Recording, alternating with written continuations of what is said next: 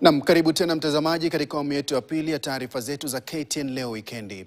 Kiongozi wa chama cha ODM Raila Odinga kwa siku za hivi karibuni amekuwa akiyumbayumba kuhusu iwapo atamuunga mkono Rais William Ruto katika uchaguzi mkuu mwaka 2027. Hali hiyo inawaacha wafuasi wake wakiwa gizani. Je, atajaribu tena bahati yake kwa mara ya 6 kugombea kiti cha urais nchini? Je, hatimaye ataamua kumunga mkono Rais William Ruto kupambania muhula wake wa pili au ataungana na upinzani wa pamoja ili kuhakikisha kwamba Rais Ruto anabaki kuwa rais wa muhula mmoja pekee?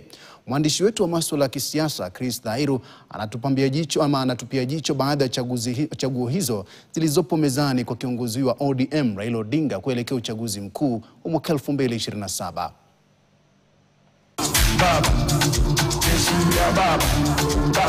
Ukimwita kitendawili cha siasa za Kenya, utakuwa umegonga ndipo. Kiongozi wa ODM Raila Odinga anaendelea kuwachanganya Wakenya kwa mbinu zake za kisiasa, akiweka marafiki na wapinzani wake kwenye kapu la ubashiri. Itakumbukwa kuwa Odinga aliwahi kumwahidi kiongozi wa chama cha Wiper Kalonzo Musyoka kumuunga mkono katika uchaguzi wa mwaka 2017.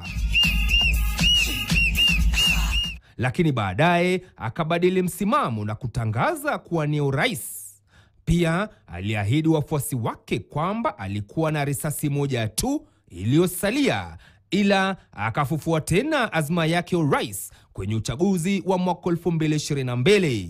Sasa ni mwaka 2025 na baba, kama anavyojulikana na wenzake wa kisiasa, anatuma jumbe tata, wakati baadhi ya wanachama wa ODM wakisitiza kwamba watamuunga mkono Rais William Ruto kwa muhula wa pili. Wiki iliyopita alilipua bomu. Mimi naomba tutembee pamoja, tumuunge mkono William Ruto na Raila Odinga, wapige hii 2027. Hata huyu uchaguzi ukifika hawataweza, watakuwa asubuhi na mapema. We are ODM. Who told you that ODM will not have a candidate in 2027? Who has told you?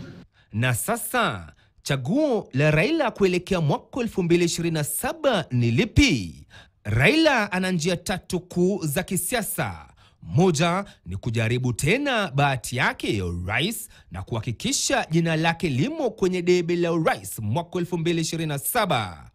Pili ni kufungua tena mazungumzo na Rais William Ruto na kukubaliana kumuunga mkono kwa muhula wa pili. Na la tatu ni kuungana na upinzani wa pamoja na kumuunga mkono mmoja wa viongozi walioko upinzani. I believe that the best chance for both parties is to move into the next election as a joint group. I respect Raila Odinga, but I think those who are trying to urge him to run against President William Ruto are not necessarily people who are interested in his welfare. What has been happening with Raila Odinga is that Raila has lied throughout his life. He has cheated the Kenyans totally, and they have accepted to be cheated because they never understood him.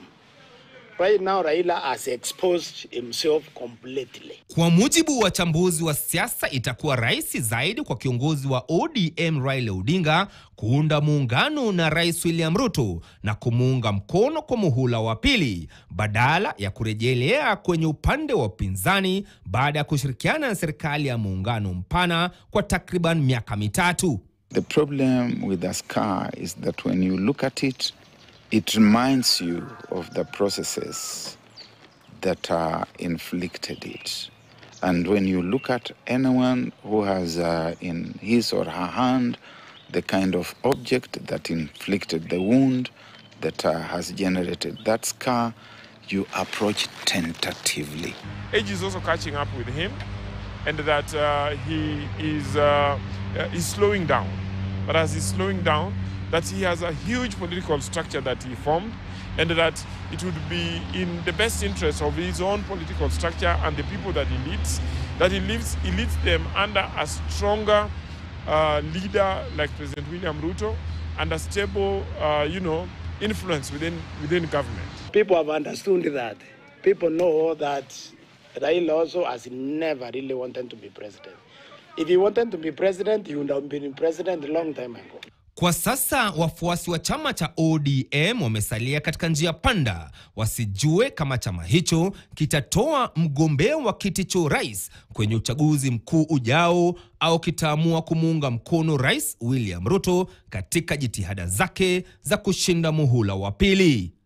Chris Dairu, KTN, Nairobi. Kwingineko, wakati Nairobi inakumbwa na ongezeko